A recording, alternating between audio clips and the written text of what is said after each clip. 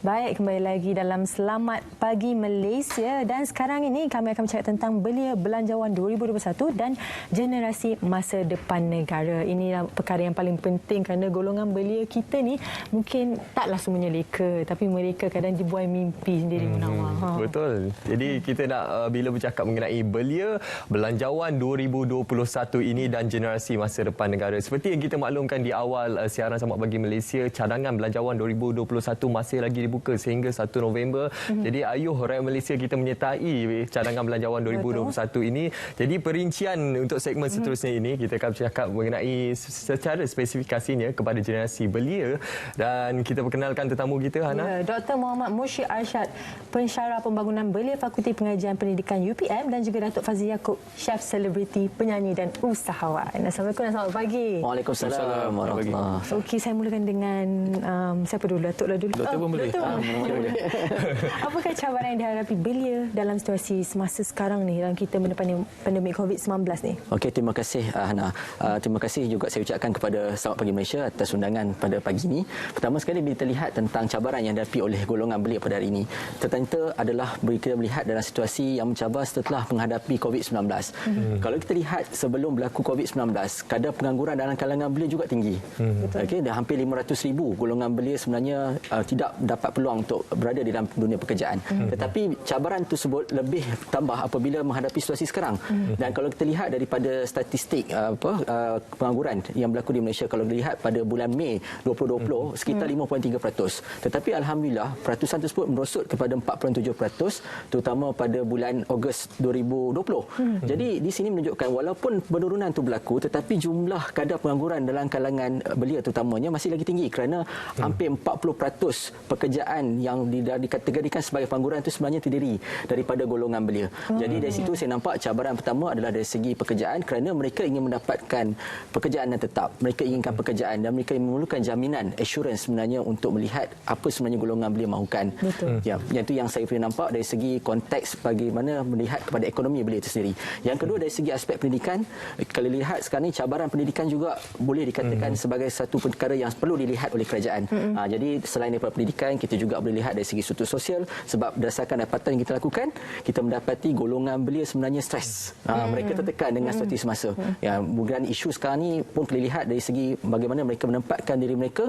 Isu dia sekarang ni bukan yang disebabkan oleh unemployability tetapi re-employability. Bagaimana kita untuk re-employment mereka, menempatkan mereka semula dalam dunia pekerjaan. Itu sebenarnya menjadi cabaran kepada golongan belia pada hari ini. Itu antara cabaran yang perlu golongan belia hadapi sekarang ini. Dan kita lihat, Datuk, tahun 2020 ini merupakan tahun yang sangat mencabar untuk kita semua dan kesan pandemik COVID-19 ini memberi dampak yang cukup besar kepada bukan saja sektor ekonomi, malah sektor sosial secara khususnya kepada golongan belia. Mungkin Datuk boleh kongsikan kepada penonton sekarang ini apa antara persiapan, keperluan yang perlu dilakukan oleh golongan belia untuk mereka menghadapi, mengambil hikmah daripada pandemik COVID-19 ini. Baik, terima kasih banyak. Kalau kita rungkai keadaan sekarang, kita dapat melihat kebanyakan belia, anak-anak muda sekarang menggunakan platform media sosial untuk melontarkan apa juga hujah. Dan pada saya sangat penting untuk pihak kerajaan, untuk pihak dalam apa juga konteks masyarakat untuk memerhatikan apa yang sedang diperkatakan, apa yang sedang dihujahkan dan apa yang sedang dinyatakan secara umum, secara kasar ataupun secara tak langsung. Dan kita lihat kebanyakan golongan belia sekarang mereka mencari peluang untuk menambah baik keadaan ekonomi mereka sendiri. Di mana anak muda sekarang mereka memimpin keluarga, menjadi abang long, menjadi kak long, menjadi kak ngah ataupun mereka menjadi ketua keluarga dalam konteks yang begitu cepat. Dalam tempoh 24 jam mereka perlu melaksanakan pernikahan tanpa ada majlis dan sebagainya. Jadi struktur ekonomi keluarga itu berubah serta-merta di mana mereka perlu faham dalam kelangsungan pendapatan itu perlu ada. Jadi kalau saya tengok dalam Twitter dalam tempoh 7 minggu ini, kebanyakan golongan muda menyatakan bahawa mereka risau seolah-olah COVID-19 itu pergi shopping katanya. Hampir setiap kelompok shopping kompleks di kawasan Kuala Lumpur, wilayah Persekutuan dan juga Kelang penuh dengan COVID. Jadi mereka menyatakan bahawa kalau peniaga-peniaga di dalam shopping kompleks tidak dapat berniaga, apatah lagi kami yang sedang berusaha untuk mencari peluang perniagaan. Jadi konteks keusahawanan, kebolehan kebolehan mereka untuk memastikan bahawa pendidikan mereka itu dilangsungkan dengan kemampuan untuk mereka diambil bekerja. Kalau mereka tidak diberi peluang bekerja, adakah mereka mampu untuk ada mungkin saya terbaca dalam Twitter grant-grant tertentu, pertolongan tertentu daripada pihak-pihak yang berwajib, dan mungkin juga ada peluang-peluang untuk mereka menyamaratakan peluang akademik dan juga peluang skill. Jadi kedua-dua ini perlu ditimbang tara supaya mereka boleh melontarkan satu pandangan dalam bentuk apabila mereka menyatakan sesuatu dalam sosial media, mereka juga mendukung apa yang dinyatakan oleh rakan-rakan lain. Yang saya risaukan sekarang golongan belia terutamanya, apabila mereka memikirkan tentang kelangsungan masa depan mereka, mereka juga mendukung keluarga yang berada di belakang mereka. Itu yang perlu kita fikirkan. Jadi dalam kita menepani wabak COVID-19 ni, banyak sektor-sektor yang terkesan, terutama contohnya perhotelan, banyak dibuang kerja. Jadi bagaimana golongan belia ingin menyesuaikan diri dalam sektor pekerjaan yang ada sekarang yang dapat membantu mereka? Ya, saya nampak antara potensi yang mungkin boleh diceburi oleh golongan belia dan mungkin menjadi satu kerangka insentif kerajaan adalah industri pendigitalan, yang mana dalam konteks digitalisation ataupun pendigitalan ini membolehkan golongan belia pertama mendapat akses dari segi perniagaan dan juga dari segi maklumat misalnya. Dan kalau boleh kita nakkan golongan belia meneroka peluang-peluang tersebut. Cuma cabaran yang kita hadapi sekarang adalah sejauh mana maklumat penyampaian tersebut sampai kepada golongan belia. Kemungkinan pada golongan belia yang teknologi savvy ni Datuk, tak ada masalah. Mungkin mereka dah boleh akses maklumat dan sebagainya. Tetapi bagaimana golongan belia yang berada di luar sana, berada di kawasan minoriti, berada di kawasan kampung, di luar bandar. Jadi mereka memerlukan akses dan maklumat tersebut supaya sampai. Dan saya nampak antara potensi bagaimana golongan belia boleh menyediakan diri mereka adalah salah satu cara adalah kerajaan juga boleh menyediakan platform. Misalnya platform untuk melatih lebih ramai golongan belia menempatkan diri mereka di dalam pekerjaan. Dan sebenarnya pekerjaan sekarang ni kita tidak boleh fokus kepada pekerjaan makan gaji. Sebaliknya golongan belia sepatutnya macam Datuk kata tadi, kita perlu lebih terbuka dan mereka peluang mencipta peluang pekerjaan sendiri. Itu yang lebih baik. Jadi dari saya nampak dari segi konteks pendigitalan sebenarnya menjadikan satu asas utama dan kerangka untuk kita membantu dalam bajet 2020 ini. Dan saya nampak satu lagi adalah bagaimana kita cuba untuk memberikan satu nafas baru kepada industri 3D, iaitu difficult, dangerous and difficult. Difficult, dirty and dangerous. Kerana sektor 3D ni sebenarnya mungkin sebelum berlakunya COVID, banyak dipelopori oleh pekerja asing. Hampir 3 juta pekerja asing terlibat di dalam sektor 3D. Tetapi kalau kita menjenamakan semula 3D, memberi nafas baru kepada 3D supaya kita nampak bahawa dia tidak menjadi janggal kepada golongan belia dan juga masyarakat Malaysia, yang mana ini yang boleh diceburi dan boleh digunakan oleh belia untuk mereka membangunkan sektor ekonomi dan juga membangunkan keluarga mereka sendiri. Tadi doktor ada menyentuh mengenai isu pengangguran. Isu pengangguran ni merupakan satu isu yang cukup dekat dengan golongan belia. Terutama sekali dalam pandemik COVID-19 ini, isu kes pengangguran semakin meningkat. Jadi mungkin pandangan Datuk sendiri, apa yang perlu kita lakukan khususnya pihak golongan belia ini, mereka perlu tampil kreatif dalam menyesuaikan keadaan semasa ini untuk mereka menjana pendapatan khususnya untuk kelangsungan hidup mereka. Baik.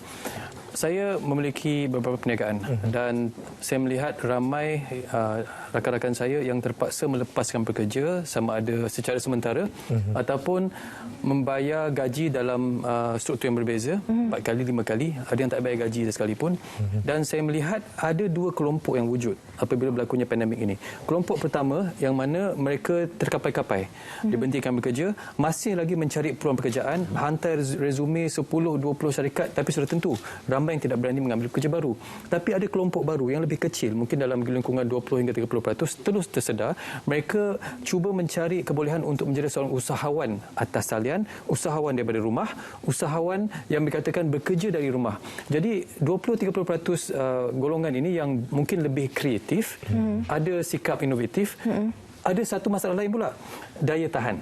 Keanjalan itu tidak ada. Jadi apabila mereka tidak anjal, dalam tempoh seminggu hingga 2 minggu, mereka mengharapkan lontaran perniagaan dan peluangan perniagaan yang sempurna, mereka gagal untuk mempertahankan kebolehan mereka untuk kekal kreatif. Jadi saya rasa golongan belia perlu ada satu perkara yang sangat penting, iaitu daya tahan dalam menghadapi masalah yang kita sedang hadapi.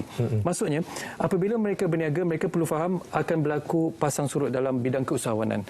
Mungkin berniaga hari ini lontarkan 100, besok belum tentu dapat 100. Mungkin seminggu, tak macam dulu. Dulu kita lontar 100 hari ini, besok dah dapat 1000. Tapi kita perlu faham bahawa golongan belia perlu diberikan pendidikan yang sempurna. Pendidikan ini pendidikan dalam keusahawanan, pendidikan dalam daya tahan dalam bidang perniagaan dan kebolehan mereka mereka untuk berniaga daripada rumah. Dan saya sendiri apabila saya membuat review makanan, baru-baru ini saya memberikan hampir 100 review percuma untuk peniaga-peniaga yang baru berniaga. Alasan saya mudah. Saya nak mendukung keupayaan mereka, nak memberi peluang kepada mereka dan memberi daya tahan. Dan apabila saya berjumpa dengan golongan beli yang baru nak berniaga ini, rata-rata melontarkan masalah yang sama. Dia kata, Abang Fazli, kita berniaga baru 2-3 hari. Tetapi kita rasa bahawa kita tidak mampu bertahan untuk 2-3 minggu kerana tidak ada orang yang mendukung. Tidak ada kemampuan kapital. Tidak ada investment yang besar.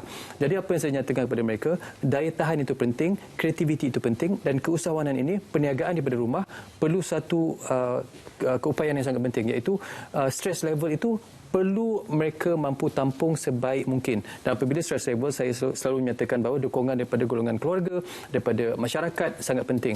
Jadi sebab itu kalau kita mendapat, kita melihat di mana golongan belia, mereka mula perniagaan baru, sangat penting untuk kita memberikan sedikit anjakan. Dan anjakan ini yang saya rasa perlu diberi penekanan di dalam belanjawan terbaru ini.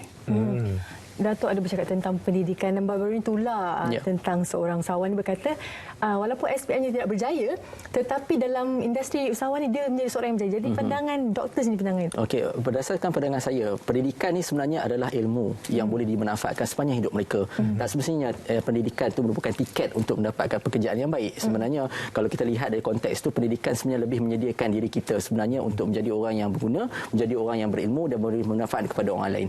Cuma saya nampak dekat sini antara mungkin dari segi konteks ilmu itu juga dan juga cuba untuk saya refleksi daripada apa yang Datuk Fazli nyatakan tadi, maka di sini bahawa terdapat satu peluang sebenarnya yang boleh dikembangkan oleh kerajaan. Pertama sekali adalah dari segi konteks untuk melatih golongan belia. Dan termasuk juga dalam aspek untuk perantisan, iaitu place and train. Sebenarnya dia juga boleh meliputi sektor keusahawanan, dia juga boleh meliputi sektor sosial dan juga profesional. Jadi bermakna dekat sini proses untuk memberikan peluang kepada golongan belia mendapat latihan yang lebih efektif dan lebih komprehensif perlu dilakukan oleh kerajaan, terutama dalam menghadapi situasi yang agak mencabar pada hari ini. Jadi bila mereka mendapat peluang, mereka diberi pendedahan, serta langsung golongan belia boleh mendapatkan akses yang lebih besar. Ini kajian yang kita lakukan bersama Kementerian Belia dan Sukan dan juga bersama rakan saya di Profesor Dr. Ismi di UPM. Kita dapati bahawa untuk aset dalaman golongan belia tak ada masalah. Maknanya sebab golongan belia mereka ada knowledge, mereka ada kemahiran kerana mungkin disebabkan oleh sistem pendidikan kita yang semakin baik. Cuma antara kelemahan dan kekurangan ia adalah mendapatkan aset luaran, iaitu akses daripada sokongan luar, iaitu peluang ataupun cara bagaimana mereka melebarkan lagi networking mereka. Iaitu yang sebenarnya yang seperti Datuk Fazli cakap tadi, sebenarnya golongan belia sebenarnya memerlukan that kind of support. Jadi perlu latihan untuk place and train ini dikembangkan dalam bajet 2021. Golongan belia ini mewakili 13 juta populasi penduduk Malaysia ataupun kira-kira 42% daripada populasi secara keseluruhannya. Dan suara belia ini perlu kita ketengahkan. Antaranya banyak organisasi-organisasi yang mempertengahkan suara-suara belia antara Majlis Belia Negara Malaysia, dan juga kita dengar suara daripada panel-panel kita ini. Apa antara keperluan yang perlu kita ketengahkan dalam cadangan belanjawan 2021 ini untuk pembangunan masa depan golongan belia dan juga negara khususnya? Baik, saya melihat salah satu kepentingan ialah untuk memberikan keyakinan kepada golongan belia bahawa mereka itu sedang dibantu, kekal dibantu dan sentiasa diberi peluang. Kerana kita ingin menolak sebarang negativiti yang berlaku di kalangan belia di mana mereka banyak melontarkan kerisauan bahawa mereka tidak dibantu, mereka tidak ada peluang, mereka tidak ada sokongan yang kukuh dan mereka tidak mampu untuk kekal sustainable. Jadi apabila adanya badan-badan yang membantu dan memberi keyakinan serta memberi peluang, terutamanya di golongan belia yang tidak ada akses seperti kata doktor tadi, untuk kebolehan untuk mereka mencari maklumat yang sepatutnya ada di dalam talian. Jadi kita perlu memperkukuhkan kemahuan mereka, keyakinan mereka dan bahawa mereka diberikan lonjakan dan ledakan idea.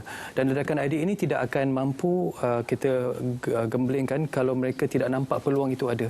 Jadi saya rasa maklumat perlu diberikan secara sama rata, tidak kira sama ada mereka di dalam konteks kedudukan bandar ataupun di luar bandar.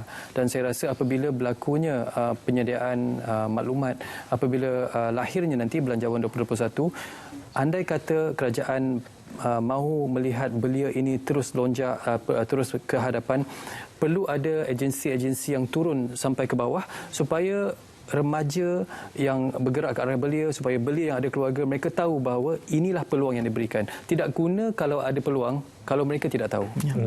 Mungkin ada penambahan daripada doktor sendiri untuk cadangan belanjawan 2021. Antara yang saya nampak adalah sektor PKS, industri kecil dan sederhana perlu diperkasakan kerana berdasarkan daripada penglibatan golongan belia dalam sektor tersebut sangat tinggi. Dan yang kedua, kalau kita lihat demografi belia di Malaysia 15 hingga 30 tahun.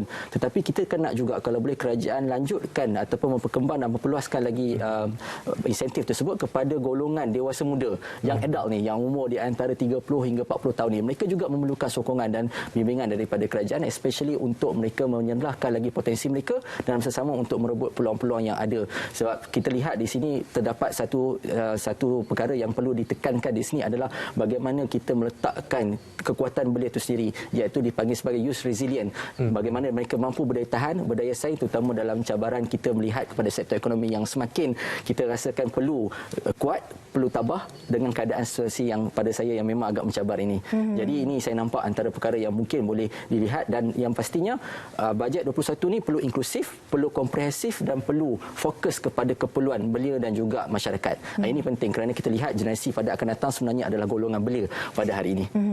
Mungkin Datuk Fazli ingin kongsikan sedikit nasihat kepada golongan belia. Datuk Fazli pun seorang yang berpengalaman dalam usahawan, turun naik pun ada sendiri. Banyak pengalaman ataupun suka duka dari Datuk Fazli sendiri. Mungkin ada sedikit nasihat untuk golongan belia yang takut untuk mengambil peluang yang disediakan oleh kerajaan sendiri. Baik. Kepada semua yang sedang menonton, saya sendiri dinyatakan bangun daripada projek yang saya hasilkan, iaitu untuk meniaga makanan, start daripada dapur dan kemudian bergerak dari rumah ke rumah dan kini memiliki restoran. Dan apa yang saya sering nyatakan bahawa kalau kita merancang tapi tidak ada langkah pertama, itu adalah permulaan untuk gagal. Dan apabila kita merancang tidak ada permulaan untuk langkah pertama, kegagalan itu akan berlangsung bertahun-tahun. Dan apabila kita melihat peluang, yang perlu kita cari adalah bagaimana peluang itu untuk kita ambil dan bagaimana untuk kita perpanjangkan. Dalam proses membina daya usahawan seseorang, perlu kita tampilkan keinginan kita untuk berkawan dengan orang-orang yang penting. Dan golongan belia kita tahu mereka sering tersasar kerana salah memilih teman, salah memilih partner dan salah memilih orang untuk meletakkan investment atau capital dalam perniagaan.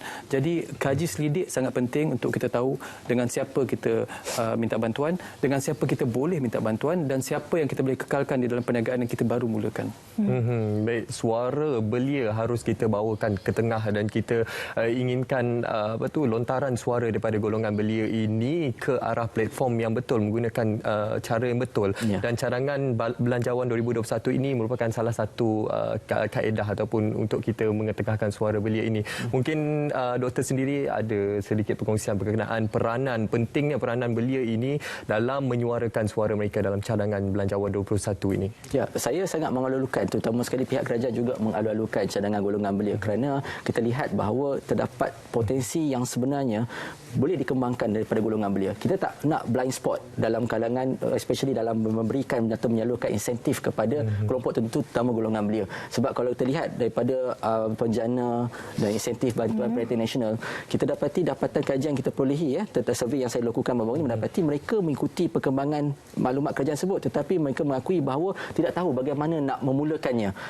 Jadi memerlukan lebih banyak lagi pendedahan dan juga kalau boleh lebihkan lagi sektor untuk memberikan peluang kepada gig ekonomi ataupun ekonomi gig ni kepada golongan belia yang boleh diceburi dan boleh diperluaskan. Itu pandangan saya tentang bajet 2021. Baik, terima kasih sekali lagi Dr. Muhammad Musyir Arsyad dan juga Datuk Fazli Yaakob atas pengkongsian bagi golongan belia, dan kami ada sedikit informasi